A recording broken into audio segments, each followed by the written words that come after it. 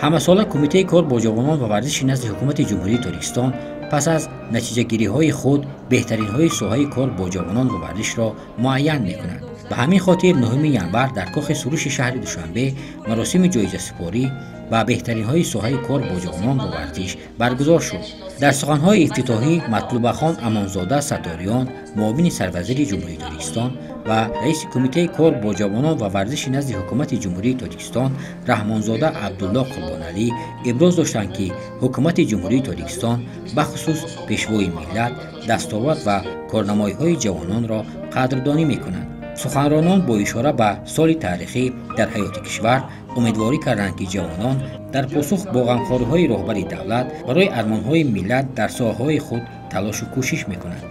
کمیته کار با جوانان و ورزش نزد حکومت جمهوری تاجیکستان نیز با مقصد استقبال از تشبس‌های جوانپرورانه پیشوای معظم ملت و ادامه موفقانه تطبیق سیاست دولتی جوانان همه ساله به بهترین جوانان در رشته‌های ادبیات و صنعت، هنر و معماری، علم و فرهنگ و ورزش و در عموم تمام رشته‌ها جایزه‌های خاصه مقرر نموده است.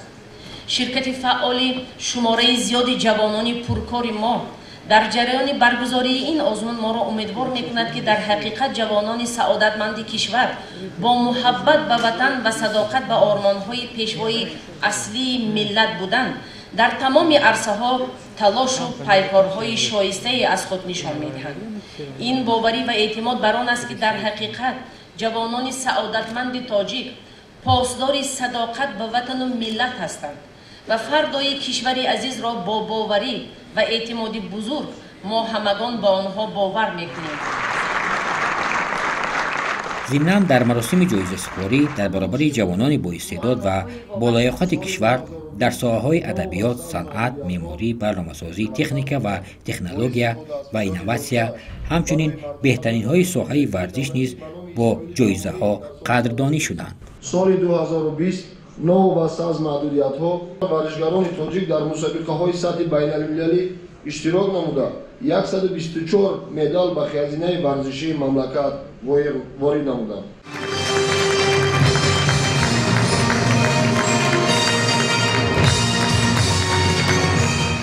در نامیناسیون شجاعت و جوانمردی گروهی از جوانان که برای ثبات جامعه جانبازی ها کردند با جایزه کمیته کار با جوانان و ورزش نزد حکومت جمهوری تاجیکستان سرفراز گردانده شدند.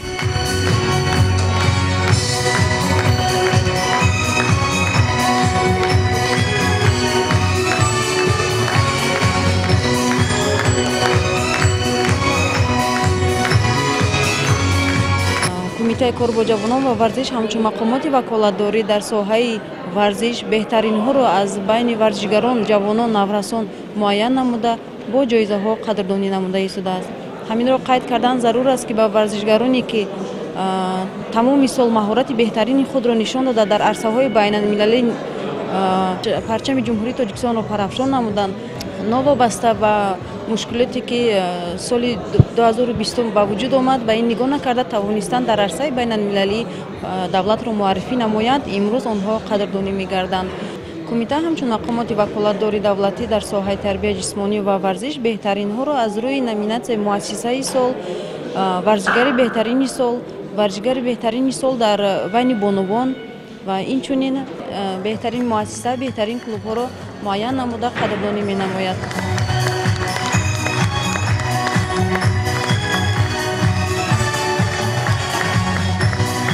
در نامیناسیون بخش ورزشی تلویزیون ورزش بهترین تلویزیون در ترغیب و تشویق ورزش در کشور دانسته شد.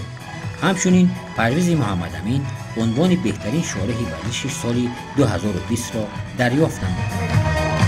شارح بهترین در سال 2020 پرویز محمد امین.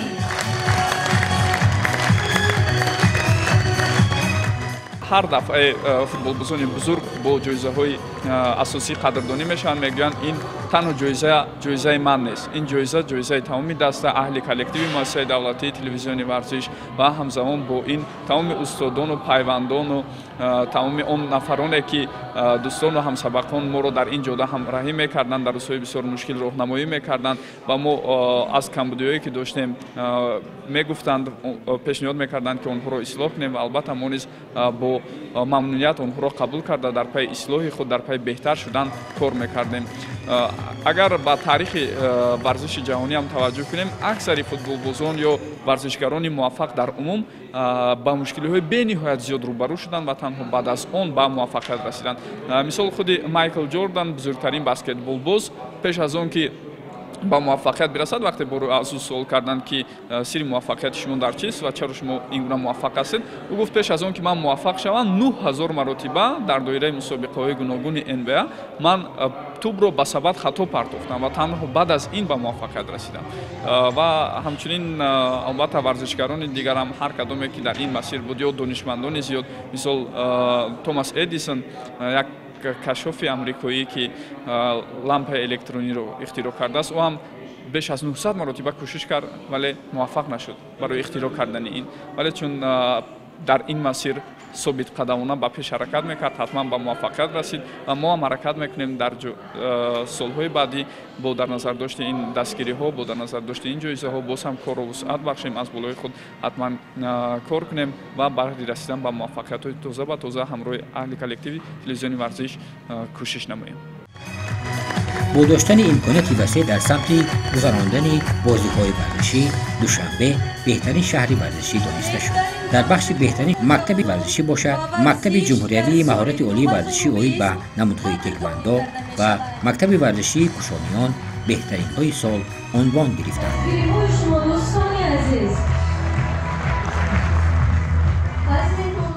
سال 2020 برای ورزشکاران ناحیه کوشانیان به نهایت سال باقرار بود. فوتبالبازان دسته کوشان ناحیه کوشانیان در لیگ دوم بین شهر و ناحیه ولایت ختلان سزاوار جای یکم و چمپیون جمهوری تاجیکستان گردیدند و اینچنین دهه حاصلات جماعت دهاتی زرگر ناحیه در مسابقه فوتبال بین دهه و محله ها که در 4 مرحله برگزار گردید سزاوار جای اول گردیدند. سپاس و مینتداری خود و کلی کارمندان مؤسسه دولتی مکتب ورزشی ناحیه کوشانیان را به رهبریت کمیته کار با جوانان و ورزش نزد حکومت جمهوری تاجیکستان میرسانم، چون که زحمت های یک ساله مؤسسه ما را به نوبت گرفته. مؤسسه دولتی مکتب ورزشی ناحیه کوشانیان را یکی از بهترین مؤسسه های ورزشی سال اعلام نموده.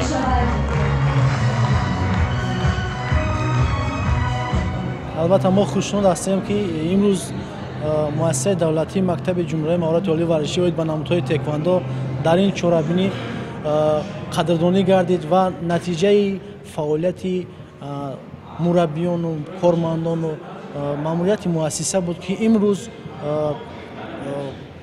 مؤسسه دولتی مکتب جمهوری مهارت عالی ورزشی اوید به نمودهای تکواندو با جایزه بهترین مؤسسه ورزشی مشرف گردید.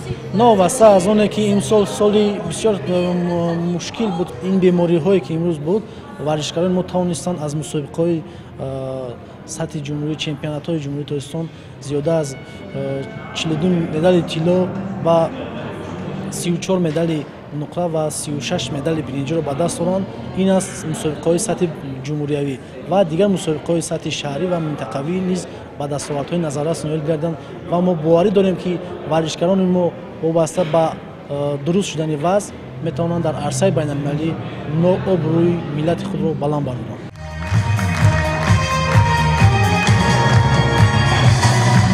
در بین فدراسیون های ملی کشور باری چندم است که فدراسیون فوتبال تاجیکستان با فعالیت گسترده و ثمرناکش بهترین فدراسیون ورزشی کشور می‌گردد. وابسته به عرصه فوتبال کشور، همچنین وابسته به نتیجه های به دست آوردهشان در سال 2020 دسته استقلال شهر دوشنبه و دسته روشن شهر کولاب بهترین دسته های ورزشی کشور دانسته شد.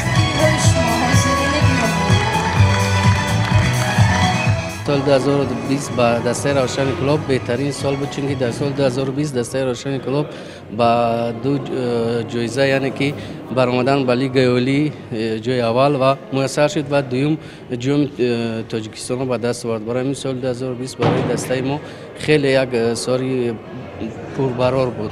رحمت کلان که قدردانی کردند به این جایزه تیم دسته روشن را. بهترین انشاءات ورزشی در سال 2020 مؤسسه دولتی قصر تنیس و مجمع ورزشی آبی دانسته شد. قصر تنیس و مجمع ورزشی آبی ماه ایول سال 2020 با اشتراک پیشوای ملت مورد استفاده و بهره برداری قرار گرفته بود. در نهایت بهترین ورزشکاران سال 2020 در تاجیکستان اعلام شد. شهباز نعمت‌اللهیف و بهادر عثمانوف مستنان مشهور کشور در رشته المپیک بهترین ورزشکار دانسته شدند.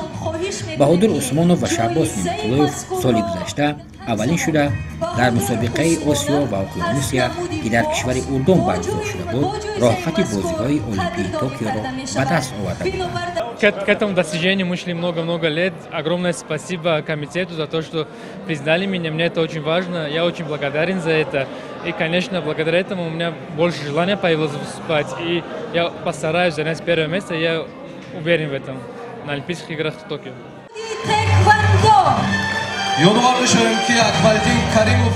اکمالدین کریموف ورزشکار رشته سامبو بهترین ورزشکار در نمود ورزش غیر المپیک گردید. اکمالدین سال 2020 در چمپیونات جهان آید به سامبو مقام دوم را صاحب گردیده بود. سال 2020 من به همگان معلوم است که در چمپیونات جهان که در شهر نوی صد دولت سربیا چمپیونات جهان آید به کشتی سامبو برگزار گردید که من در این چمپیونات جهان اشتراک کردم، با پهلوانان پرقوت جهان آزمایش کردم. در این چمپیونات جهان مرتبه 4 سزاوار مدال نقره چمپیونات جهان گشتم و امروز خیلی که شما شاهد آن هستید که من در سال 2020 در جایزه سپوری در جنبست سال بهترین ورزشکار سال 2020 از نمود غیر المپیک شدم و من خیلی شادم. باز در آینده کوشش میکنم که در سال 2021 در مسابقه در پیش سوده هم خیلی در مسابقه جهانی پرچم تاجیکستان عزیز خود را در عرصه بین‌المللی بلند برداریم. در بخش بهترین ورزشکار بانو در رشته المپیک مونیسا اویمت و بهترین ورزشکار دانسته شد که در رشته تکواندو تمرین می‌کند. سال 2020 با ما کمتر مشکل بود برای آنکه بیماری نوی کووید 19 همه جا را فرا گرفت و ما توانستیم که در اول سال در ماه ینور در مسابقه بین‌المللی ریتینگ جهانی G2 فجایرا اوپن اشتراک کنم و در آنجا اشتراک کردم و سزاوار جای اول گشتم. من خیلی شاد شدم که در اینجا بهترین ورزشکاری سال مرا انتخاب کردند و من باز میخواهم که در بسیار مسابقه ها اشتراک کنم، پرچم خود را بلند بردارم و نقشه های من این است که بازی های المپیک توکیو را اشتراک کنم، در آنجا نیز پرچم خود را بلند بردارم.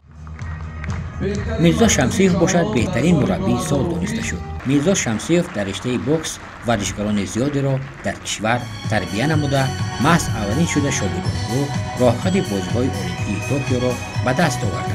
همچنین بهترین مؤسسه ورزشی شهری مؤسسه دولتی مکتب مخصوصی ورزشی ذخیره‌های المپیک رقم 9 اوید به بوکس شهری دوشنبه گردید. البته سالی که سپری شد برای ورزشکاران مکتب ما سال بهترین بود، چون که ما توانستیم که در این سال 2 راهخط المپیک به دست بیاریم و امروز از طرف کمیته کار با جوانان و ورزش نزد حکومت جمهوری تاجیکستان قدردانی شدیم و ما منظور خود را به نمایندگان کمیته کار با جوانان و ورزش نزد حکومت جمهوری تاجیکستان میرسانیم. البته نقشه ما بسیار از ما در پیش با مسابقات بسیار در نظر داشته شده است و ما می توانیم که در مسابقه که ماه‌های اپریل مارت برگزار می‌گردد در جمهوری فرانسه ما می توانیم که یک دیگر راهخط به بازی المپیک گیریم. همچنین طی 20 نفر جوانان و دانشجویان با استیپندیای کمیته کار با جوانان و ورزش نزد حکومت جمهوری ترکستان سرفراز گردانده شد.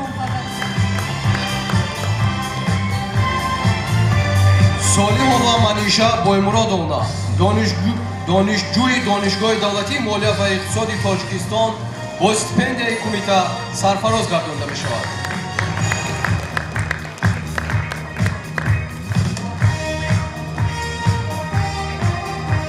ضمناً باید قید کرد که با وجود وضع نامساعد در سال گذشته ورزشکاران تاجیک توانستند که از مسابقه‌های بین‌المللی 124 مدال به دست آورند.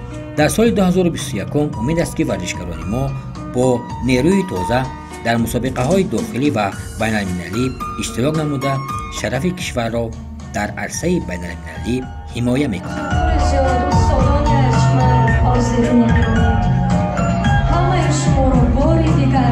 مراسم جمع‌بستی سال‌های کار با جوان و ورزش در سال 2021